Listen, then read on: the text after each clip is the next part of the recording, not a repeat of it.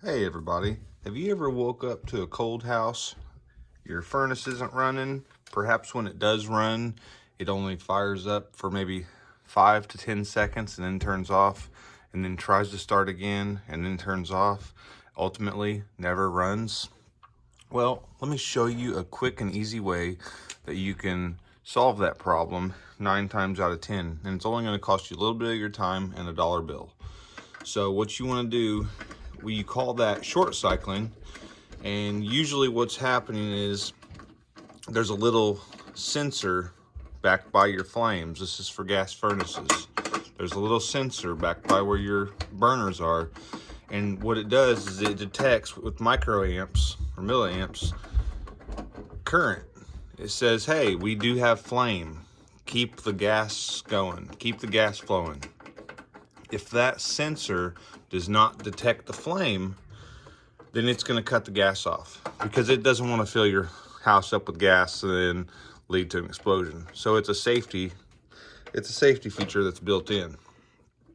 But what happens sometimes is that little sensor gets dirty, gets soot build up, gets different things going on, and essentially it will not allow the voltage to get back to the board.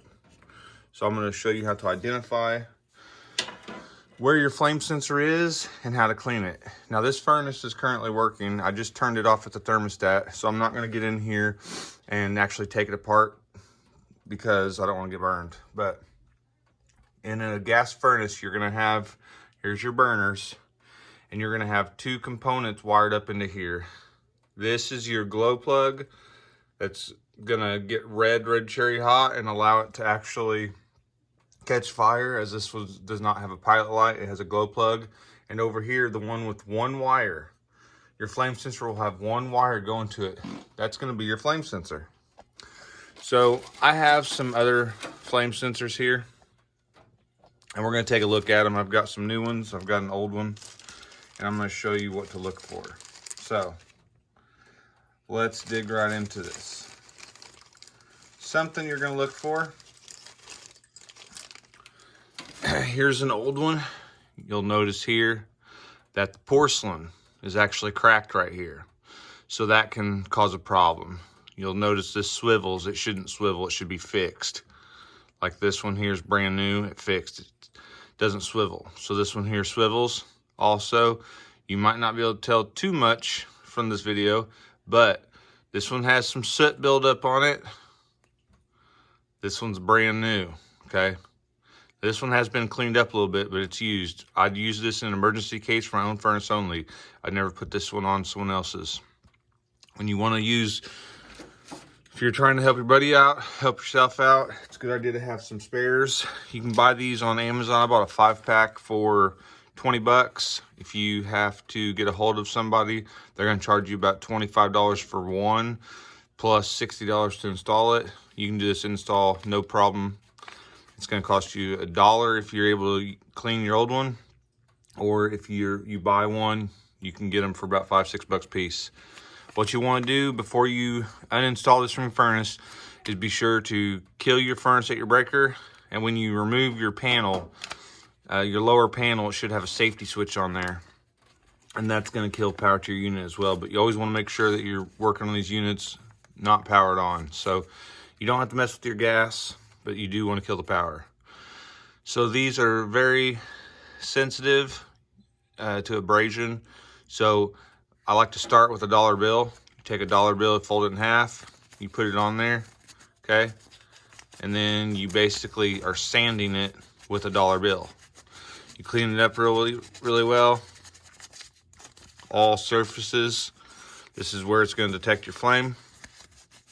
Get it cleaned up really, really well. That dollar. This dollar has enough abrasion to it that it'll essentially act like a very fine grit sandpaper, and you'll get that cleaned up for you. Then what you'll do is you'll reinstall this. This one goes in like this, kicks over to the side, and then it mounts like that. Fortunately, they'll usually only have one mounting bolt, so it's pretty foolproof. You're not really going to mess this up. It has one plug Plugs right on right there. So one wire and one screw. You can't really mess that up. So what you want to do is clean it up really good, reinstall it, turn your breaker back on, turn your thermostat back on, and verified everything's good. You'll want to reinstall your panels that you uninstalled. You do want to be careful that you run your wires so that you're not cutting any wires. You don't want to create problems that didn't exist prior to you accessing this. So that door goes right around like that, wire goes like that. Push those back in there.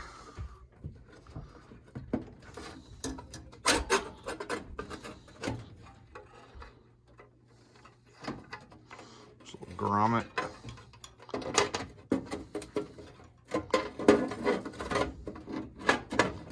There we go.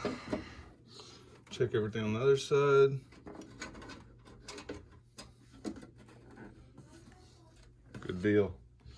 Then you'll take your machine screws here, get them started back up, get everything closed back up the way it was whenever you first got here, and then that's all there is to it. So like I said, this was a working thermostat.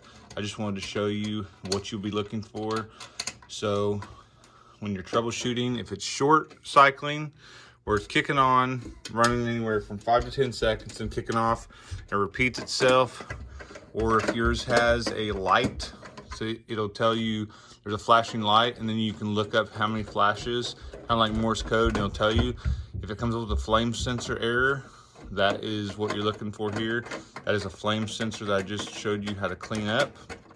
So if you're getting a flame sensor error, that is how you will go about cleaning it. Flame sensors do come in different shapes and sizes. This one here, as you've seen, shaped kind of like an L. Some of them go straight out. There are different shapes and sizes of them, so it's not a one size fits all. It's not a bad idea to take a look at what you have on there.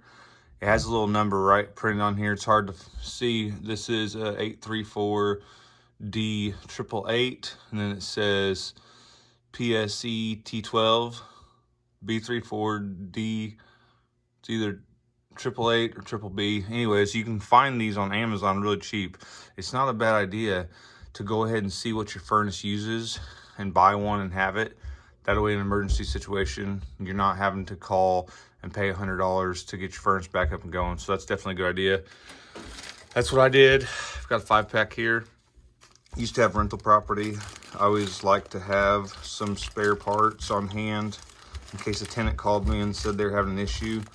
I'd go and try to troubleshoot it and get them back and up and running as soon as possible and on the cheap. So that's all there is to it. I hope this helps you keep your house warm this winter or in future winters. Until we meet again, have a great day. Give it a try. If it doesn't work the first time, definitely recommend cleaning it up some more. Be very thorough. Try to clean it 2 or 3 times before you give up on calling a technician. So I'm gonna go ahead and get this panel turned back on and put the safety cover back on, and have a great day.